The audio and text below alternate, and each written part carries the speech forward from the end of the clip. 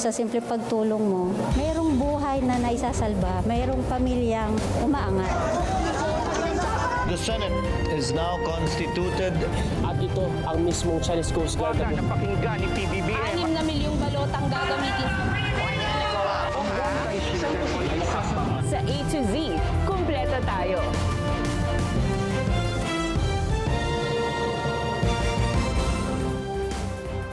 Luzon, Visayas, Mindanao at buong mundo. Ngayon ay Miyerkules, May 20, 2026.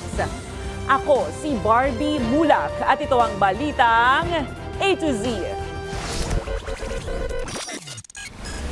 Kaya para sabihin nyo na walang nangyari.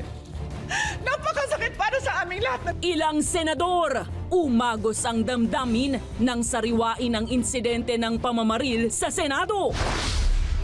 Hiling ni Senator Bato de la Rosa na temporary restraining order laban sa warrant of arrest ng International Criminal Court, ibinasura ng Korte Suprema. Senate Sergeant at Arms Mau Aplasca at 2 tauhan inirekomendahang sampahan ng kasong kriminal ng CIDG dahil sa pagpapaputok ng baril sa Senado. Sa good news, buntis na inabutan ng panganganak sa kalsada, sinaklolohan ng 2 nurse. At sa showbiz, Miss Grand International All-Stars, umarangkada na, Team Philippines. Hindi lang isa, kundi 5 ang pambatong reyna.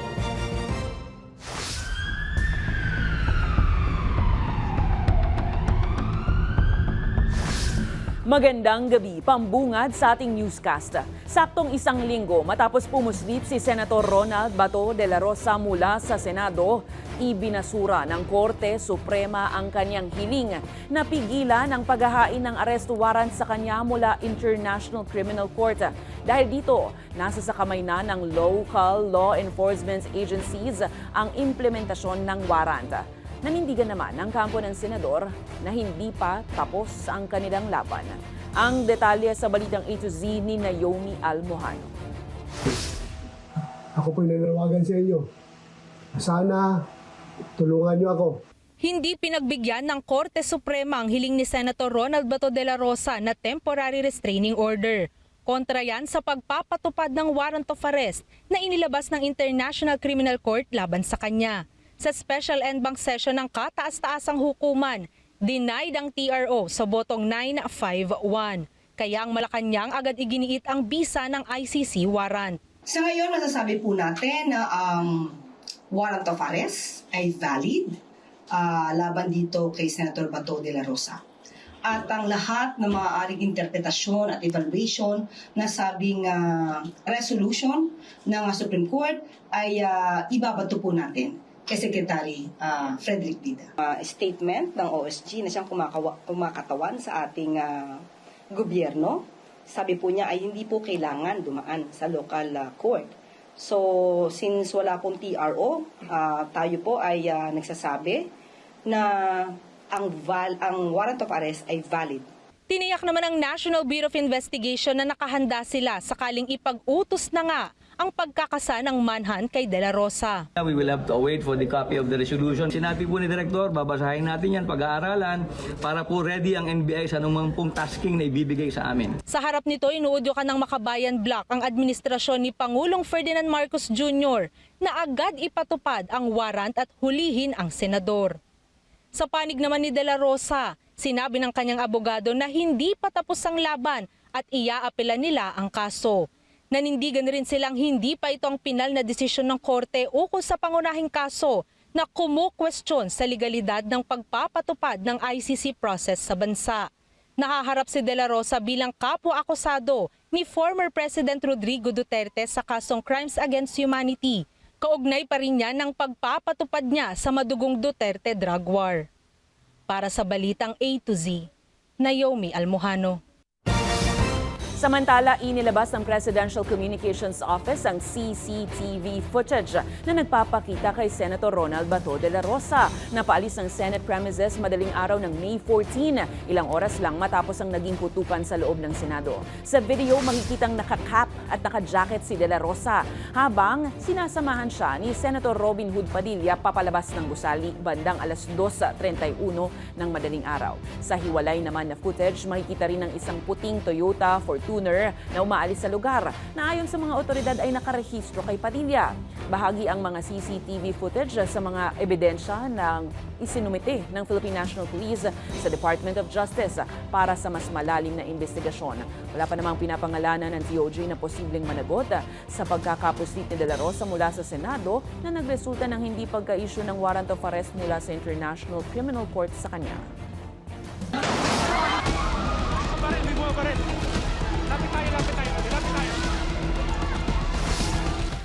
Tumulo ang luha, bumulwak ang damdamin at nag-umapaw ang emosyon ng ilang senador ngayong Miyerkules nang alalahanin ng insidente ng pamamaril sa Senado saktong isang linggo na ang nakakaraan.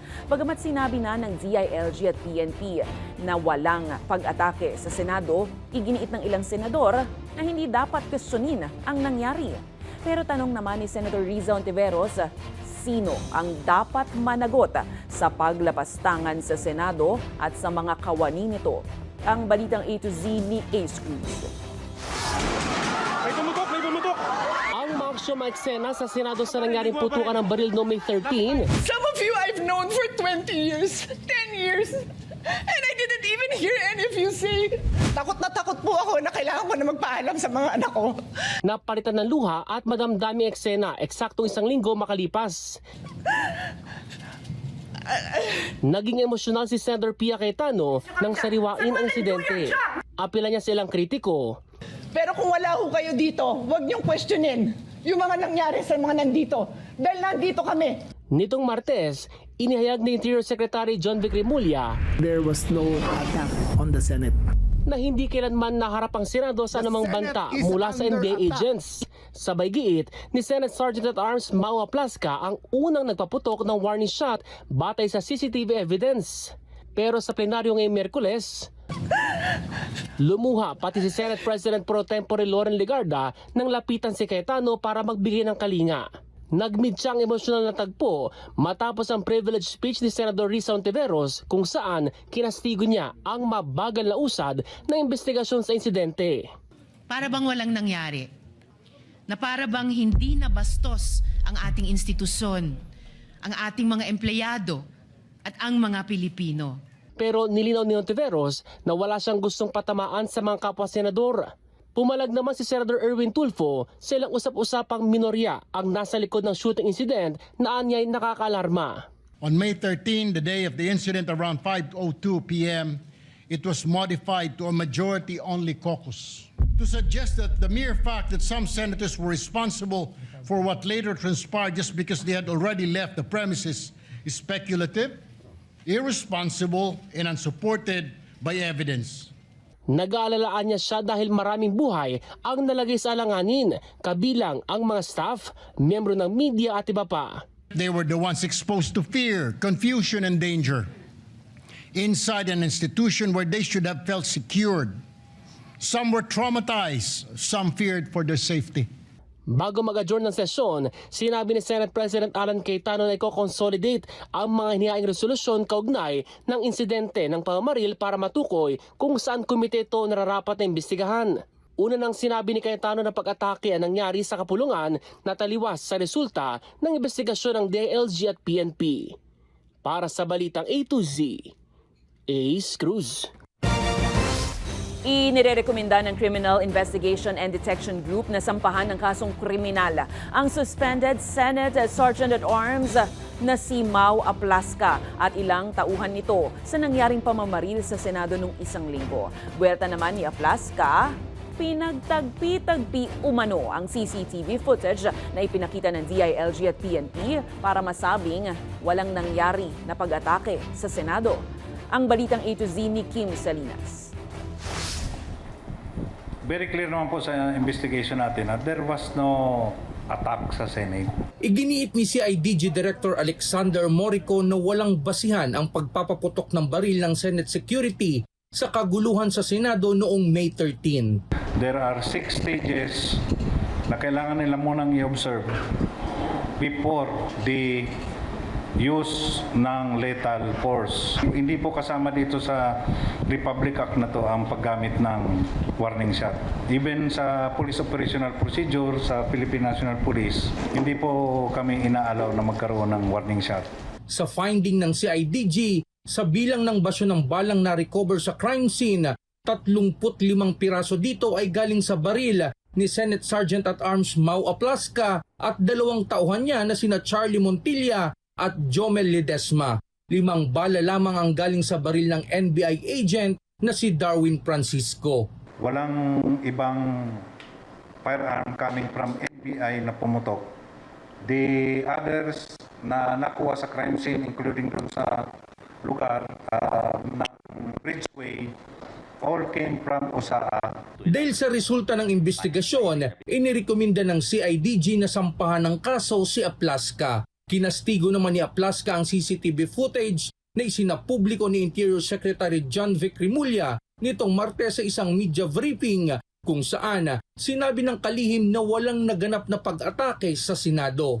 We are preparing the complete video. Kasi what they did, they spliced the videos and they just selected the videos that will support their narrative. Iginiit din ni Aplaska wala siyang alam tungkol sa security reinforcement na hiningi ng GSIS mula sa NBI.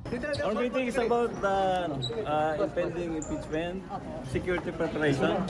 I invited the security manager of GSIS. He was there. He did not say anything about the NBI arrival here. Iginiit din ng DILG at PNP ang findings nito na si Aplaska ang unang nagpaputok ng baril laban sa NBI agent. Para sa Balitang A to Z, Kim Salinas.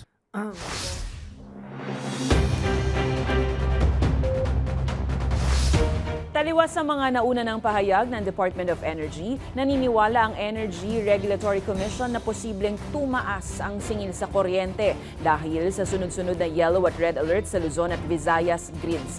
Ayon sa ERC, maaaring magresulta sa mas mahal na presyo sa Wholesale Electricity Spot Market o WESM ang manipis na reserba ng kuryente na direktang nakakaapekto sa bayarin ng mga consumer. Samantala, giit naman ng National Grid Corporation of the Philippines, hindi sila dapat sisihin sa inaasahang pagtaas ng singil sa kuryente. Ayon sa NGCP, ang mga alert status ay dahil sa kakulangan ng supply ng kuryente at pagka-outage ng ilang power plants at hindi sa transmission system ng grid operator. Nauna nang nagdeklara ng red at yellow alert sa Luzon at Visayas dahil sa mataas na demand at limitadong supply ng kuryente.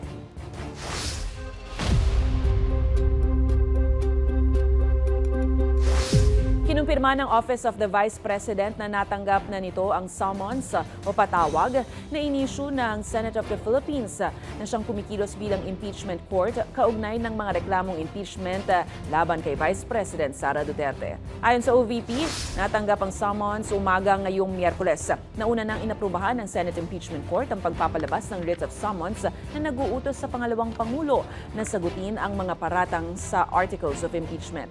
Sa ilalim ng mga panuntunan ng Impeachment Court, may 10 araw si VP Sara mula sa pagkakatanggap nito para maghain ng sagota.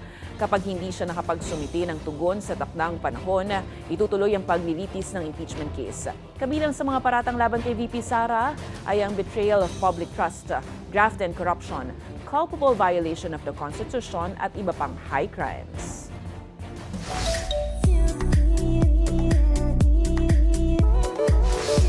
Maghanda na ang fans dahil may bagong kanta na namang ilalabas ang ating pinsan, Filipino-American singer na si Olivia Rodrigo. Super excited ang Hollywood singer na si Olivia dahil ilalabas na nga ngayong Biyernes ang bagong awitin na pinamagatang The Cure. Sa kanyang Instagram post, sinabi ni Olivia na isa ito sa mga pinaka-paborito niyang kantang nagawa para sa kanyang album na You Seem Pretty Sad for a Girl So in Love. Inaasahan naman ng mga tagahanga ang mas emosyonal at personal na tunog mula sa bagong track ng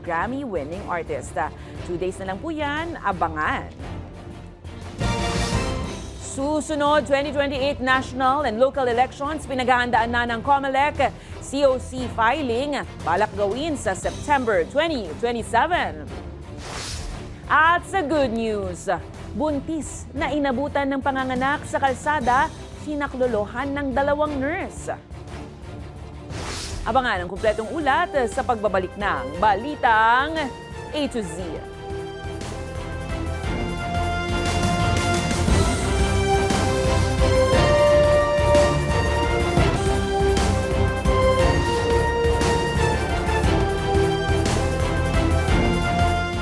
Arestado ang 3 lalaki matapos masabat ang daan-daang kahon ng Peking food seasoning products sa isang isinagawang anti-counterfeit operation sa Caloocan City Martes ng gabi, May 19. Ayon kay NCRPO Chief Police General Anthony Aberin, nagsagawa ng operasyon ang National Capital Region Police Office matapos makipagtransaksyon ng mga suspect sa pagbebenta ng nasa 60 kahon ng Peking produkto na tinatayang nagkakahalaga ng halos 100,000 piso. Bukod dito, nabawi rin ng mga otoridad ang karagdagang mahigit 300 kahon ng pinaghihinalaang Peking pampalasa sa naturang operasyon. Patuloy namang iniimbestigahan ang pinagmulan at posibleng distribution network ng mga Peking produkto.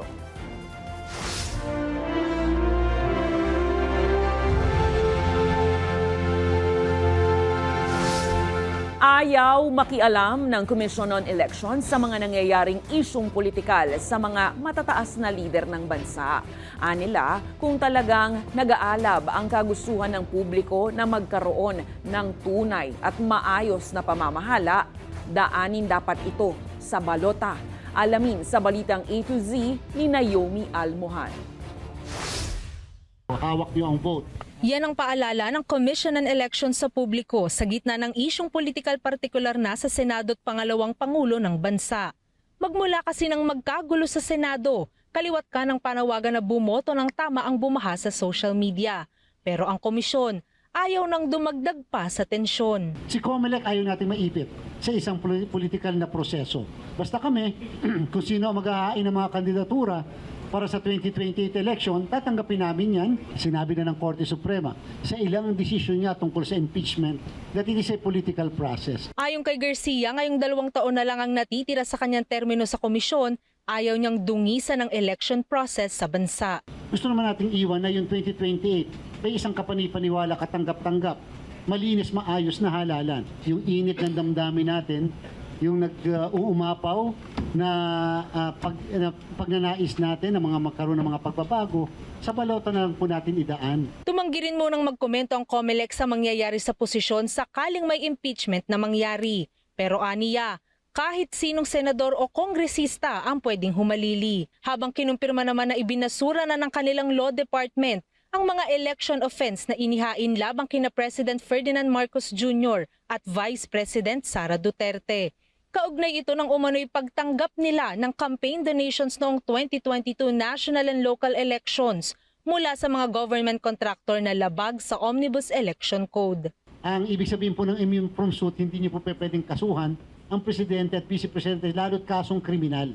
Paglabag niya sa Section 3, Article 16 ng 1987 Philippine Constitution ang pagkakaso sa Pangulo't Bise, kaya hindi sila maaring kasuhan sa ngayon. Yung po ay hindi nangangahulugan na forever ka na naligtas. Siyempre after ng term ng office mo, pwede ka naman pong kasuhan sa mga ginawa mo or whatever. Samantala, pinaghahandaan na ng poll body ang national and local elections sa 2028 kahit 2 taon pa ang hinihintay. Target ng komisyon na imbis na October 2027, gawing September 2027 na simulan ang filing ng Certificate of Candidacy para sa mabilis na pagberipika ng mga kandidato. Para sa Balitang A to Z, Naomi Almohano.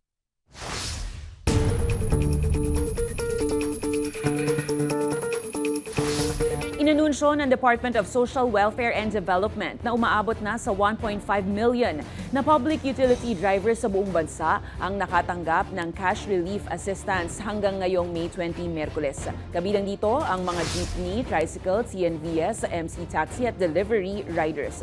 Sa Las Piñas, patuloy ang payout sa isang aircon tent kung saan tinatayang 30,000 delivery riders ang makatatanggap ng tigli 5,000 pisong ayuda mula May 19 hanggang 21. Sa darating na linggo naman, isa pang malawakang payout para sa ride-hailing drivers ang isasagawa sa Mall of Asia.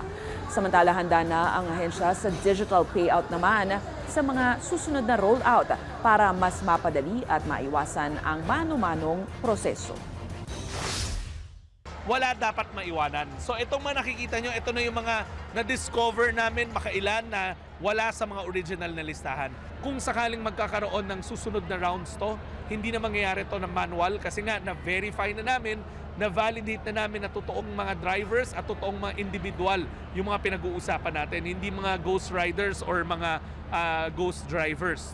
So sa next round, kung magkakaroon pa ulit dahil minomonitor pa natin yung sitwasyon, digital na. Ready na kami.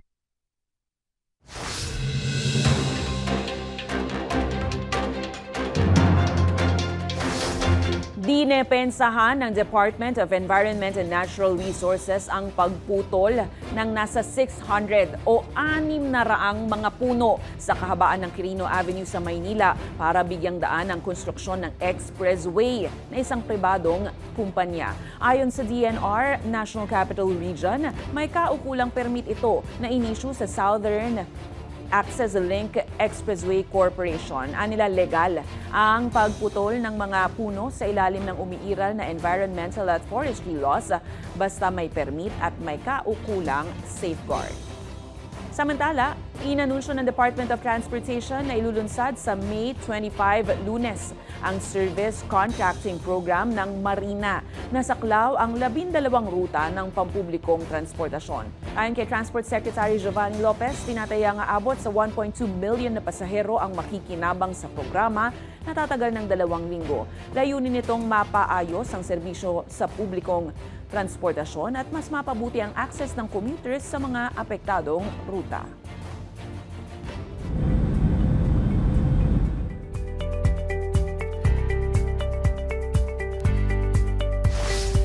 Patay ang isang 56 anyos na babae matapos mahulog sa isang bukas na manhole sa Manhattan, New York City, USA.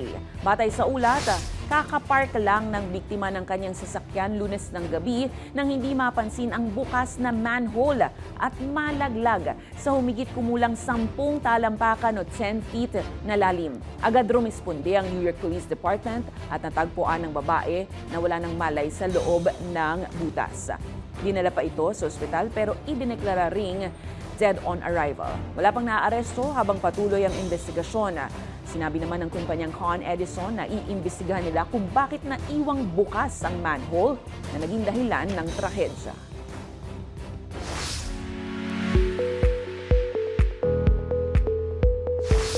Mga ka-A to Z, talaga pong buwan ng mga ina ngayong Mayo. Umani ng iba-ibang reaksyon mula netizens ang pagresponde ng 2 nurse na tumulong sa isang ginang na inabutang nanganganak sa gilid ng kalsada sa Ortigas Avenue Extension, Barangay Dolores, Taytay, Rizal nitong Lunes. Ayon sa ulat, nakahiga ang buntis sa isang batong bangko habang nakalabas na ang ulo ng sanggol nang makita ng isang residente ang sitwasyon. Agad namang siyang bumalik sa sinasakyan niyang shuttle para humingi ng tulong. Bumaba mula doon ang 2 nurse na kinilalang sina Annie Ortiz at Mary Joyce Tangub at agad nagbigay ng assistance sa panganganak ng ina. Wala pang 5 minuto ay matagumpay na naisilang ang sanggol. Agad namang nagpasalamat ang ina sa kabutihan ng mga tumulong sa kanya at sinabi na sa mabuting kalagayan na ang bagong silang na sanggol. Susunod, Miss Grand International All-Stars. Umarangkada na. Team Philippines, hindi lang isa kundi 5 ang pambatong reyna. Susunod na yan, dito lang sa Balitang A to Z.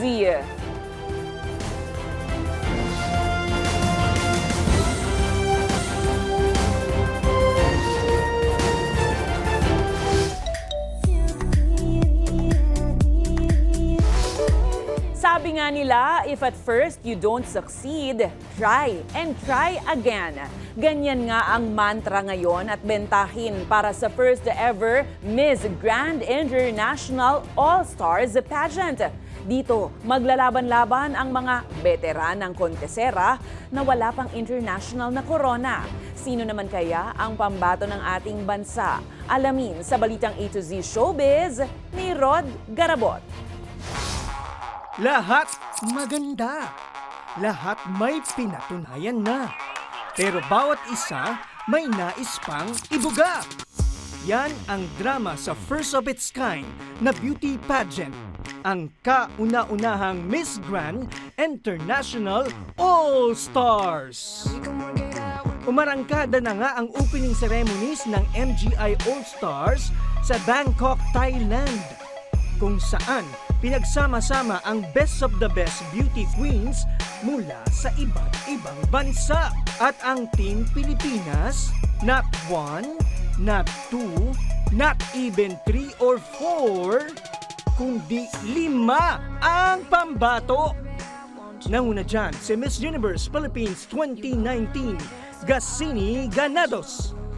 Kasama rin sina Fuchsia Ann Ravena, Alessia Nunez at Kaylin Trajano na may kanya-kanya ng titulo. At pang-5 si Miss Philippines Earth 2016 at controversial former MUPH 2026 candidate Imelda Swihart. Pambihira ang naturang patimpalak na siyang brainchild ni Thai pageant module na si Nawat Itsara Grizil. Bukas kasi ito sa lahat ng kababaihan maging sa trans woman, edad 20 hanggang 40, may asawa at anak man o wala. Ang requirement lang, lumaban na sa anumang international pageant, ngunit hindi pinalad na makakuha o na makuha ang corona. 56 candidates ang maglalaban-laban sa unang edisyon ng MGI All-Stars. Para yan sa titulo, corona at papremyong $100,000. At ayon sa MGI, pwede pa niya itong paabutin hanggang $1 million kung matagumpay na madedepensahan ng corona sa susunod na edisyon ng pageant. Sino kaya ang itatanghal na best of the best? Magkakaalaman sa coronation final sa May 30. Para sa Balitang A2Z Showbiz, Rod Garabot.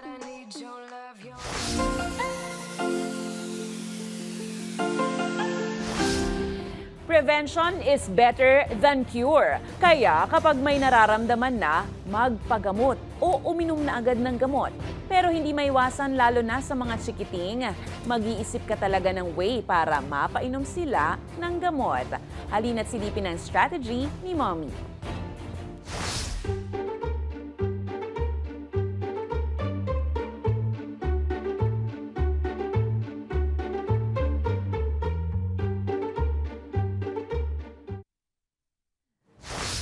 Ways and means, para-paraan. Kung kayo po ay may kwentong kakaiba, mga kwento ng pag-ibig o storya ng inspirasyon at pag-asa, maaari itong ibahagi. Sumalit sa ating Facebook group na Balitang A to Z. Panoorin ang replay ng ating programa at sundan ang ating social media pages. Hanapin ang Balitang A to Z. Ang ating pabaong quote of the night ngayong Miyerkules ay mula sa author at negosyanteng si Robert Kiyosaki. Ayon kay Kiyosaki, kapag mataas ang emosyon, bumababa ang katalinuhan at kakayahang magdesisyon. At yan po ang mga balita at impormasyon, mga kwentong may dalang inspirasyon na tinutukan ng Balitang A to Z. Ako si Barbie Mulak. Maging maalam, makialam. Magandang gabi sa iyo, Pilipinas.